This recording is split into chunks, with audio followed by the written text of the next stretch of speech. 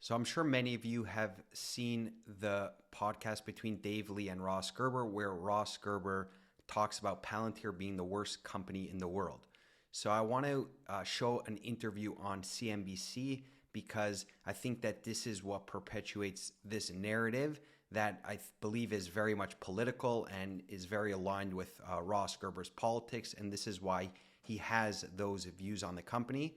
We will listen to this interview and I will comment on it. Multiple on this stock. Yeah, I think that what's really interesting about Palantir is, you raise those excellent points, but what I think is very interesting here is how investors are going to value it and what happens after an election. I mean, we have to think about why did they go public right now? They've been, it's been 17 years. They've never turned a profit. We're not talking 5 or 10 years. We're talking 17 years with no profit. But it's a company that is very, very closely aligned with the Trump administration. You've got Peter Thiel, a co-founder, who's been one of his biggest supporters of the president. And then you've got the work that the company does, which is extremely opaque, but seems to work with a lot of the Trump administration's sort of favorite projects. We're looking at immigration, ICE. It works with the military, with intelligence. And, the CIA was an early seed investor. And so I think there's a huge question here about what happens if Trump does not win the presidency. You can certainly understand why they chose right now to go public, because Trump is still firmly in office. I do think there's big questions what happens after an election.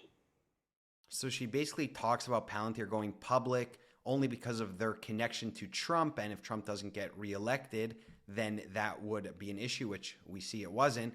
But really, this argument is extremely shallow, in my opinion, because first of all, yes, Peter Thiel has that connection to Trump, but we know that Alex Karp is on the left side of things and a Democrat and was actually anti-Trump. So the CEO wasn't even along with this narrative, but still she has that opinion. Also, she talks about Palantir being a part of many Trump projects, and then goes on to talk about ICE, which, yes, that was very controversial, but then talks about the CIA and intelligence and the military. And last time I checked, before Trump was president, these institutions were very much a part of the U.S. government. So, and Palantir has been around since 2003. So it really seems like the politics of her come in and overshadow the real company that Palantir is, the data analytics that they provide, yes, for the U.S. government, which is administration to administration, but moving on to the commercial sector where it's going to be extremely important going forward. And it really reminds me of, for example, when analysts and CNBC would talk about Elon Musk's tweets when they're really like a couple minutes of his time when he's probably on the toilet, and they would just talk about this for weeks, while the whole time they were missing the bigger picture of what Tesla was doing. And then I think they still didn't wake up to it, but now slowly waking up to basically the reality. And I think this narrative will continue going around because of the sensitivity of the work that Palantir does.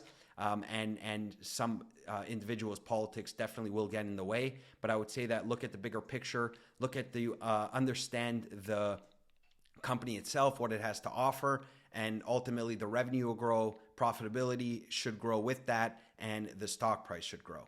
I also want to, because she was talking about why they went public, I want to show a quick clip of why Alex Karp says that the company went public at that time, and then I will make a quick comment on that.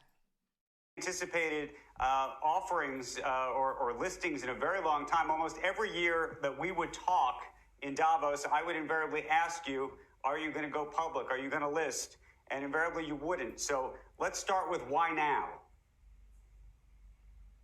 Well, first of all, thank you for having me. And I really would like to thank all the Palantirians who stuck with us and built this company, and our investors who stuck with us. And, over the years, we've been skeptical about listing, and for lots of reasons. We really needed to build our products with enough protection so that we would be ready to launch them into the public space. And we built out PG, which is our government product, and our Foundry product, and built a way to maintain them so that we wouldn't have to scale the number of people. And we've reached a base where our company is very significant, and we believe being in the public space will help us with our clients and help us grow. And quite frankly, I believe the people at Palantir who've built this company over 17 years deserved access to liquidity. And so we decided this would be a great time for us. And so far, it's been a really interesting process, and our clients are embracing it. So it's a really good time for us, and I'm very, very grateful. So we see that Alex Karp said that he went public because of, one, the company built out their products and now is ready for prime time. And we see that with their push towards more sales, it's probably not a coincidence that they went public because now they see that they actually have the product, and now they're kind of in the expansion mode in the commercial sector. And we see this also with the numbers that the commercial sector is really growing. In Q3, it was 44% of the company's revenue. So it is actually at the point where it's almost taking over the government revenue. So I don't think this is a coincidence that they went public at this time, because think of it, if your revenue is coming only from the government and you have to explain to investors when it's a public company more of what's going on, and to be so opaque about what you're doing, I think is a lot more complicating. So now that they're expanding to the commercial sector, a lot easier to see what they're doing. I think this very much aligns with why they're going public. And he obviously talks about how the early investors and leadership in Palantir definitely deserve some liquidity after 17 years of giving their hearts to the company. Thank you so much for watching this video. I hope it helped, and going forward, it helps when there's some narratives spreading around with a Palantir stock. Please like and subscribe, and see you in the next video. Bye for now.